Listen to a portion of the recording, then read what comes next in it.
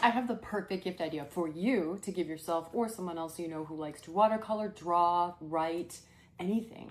A paper, handmade, personalized if you want, leather-bound journal. This one is for watercolor for me, and I cannot even tell you enough how happy. Every time I open it, it sparks more joy than anything, and I've owned a lot, than any art supply that I've owned. If you make this, guys, I guarantee it's just gonna elevate your art practice 1000%. Okay, watch along, let's try it. First, you get your watercolor paper set. You could use any kind of paper, but I'm using my Arches because I'm going to keep this as kind of a legit journal. But if you're doing casual one, you're just going to mess around with, you can use cheaper paper or whatever. Then I want mine to be 3x3. So I measured it double. You measure it double the width. So mine is 6 and then the 3. So whatever, if you want 2x2, it would be 2x4, 1.5 inches, 1x3. If you've got the confidence to have your eyes see a 1x1, that would be 1x2. Next step is to fold yours exactly in half, and then you want something that's not going to damage the paper, but maybe plastic, like you in a credit card or something. This is from a watercolor block opener. You can slide it down there. The flatter you can get it, the better. Okay, third, take your stack together, fold the papers, hold them together, and then mark off about a third of the way, or you can do an inch from the top and the bottom, and then make a pretty heavy line. This is where we're going to poke through. Okay, and then find something that has a gap in it. This is my outdoor chair, so then you can use a push pin. And you're going to have to go to every set and do the holes. Now, the fun part. Thread your needle, and then leave a tail. You're going to go in the bottom hole. It's folded, and then out the top. Leave a tail at that bottom hole. Then get a next folded page, and then go in the top hole and out through the bottom hole. Now I want you to make a knot with that tail you left right there. Then add another stack, another folded piece, and then go in the bottom hole and out the top. And this time, to secure it, after you've come out the top, you're going to find the gap between the two first papers, slide your needle in there, leave a loop, and then put your needle through to make a knot, just like as if you were sewing something and tying off your thread. Pull that through, tighten it, and that's what tightens all of our pages together. Now clamp it all together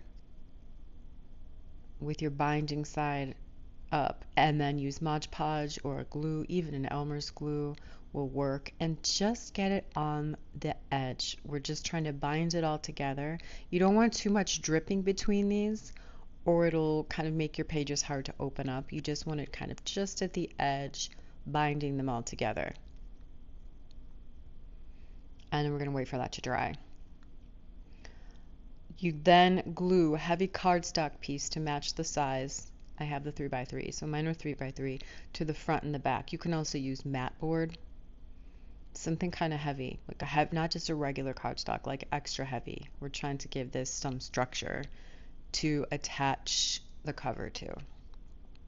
And this is what gives your journal some structure.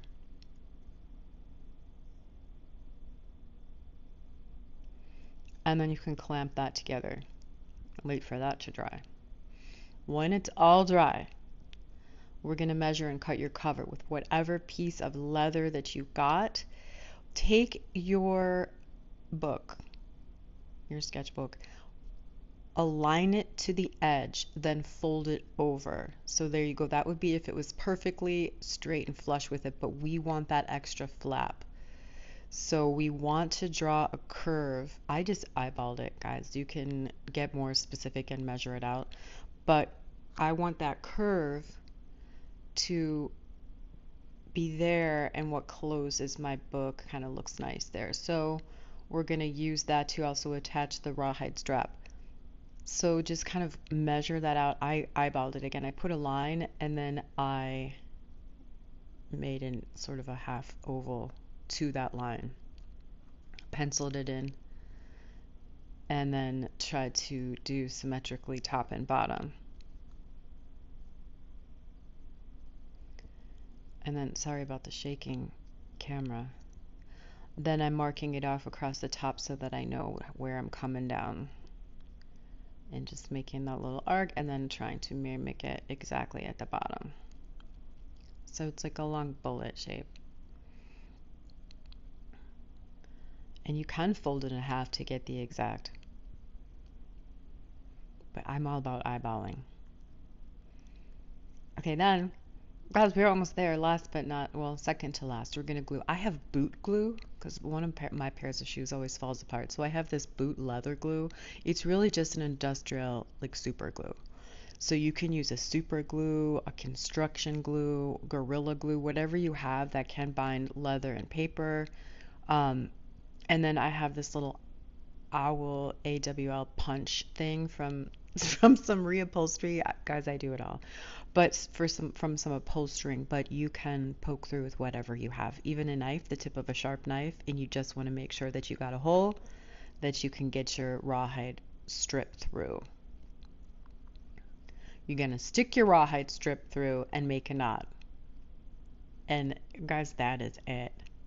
Is it so beautiful? You can take your little mini palette and this journal and go all over the world. Watercoloring.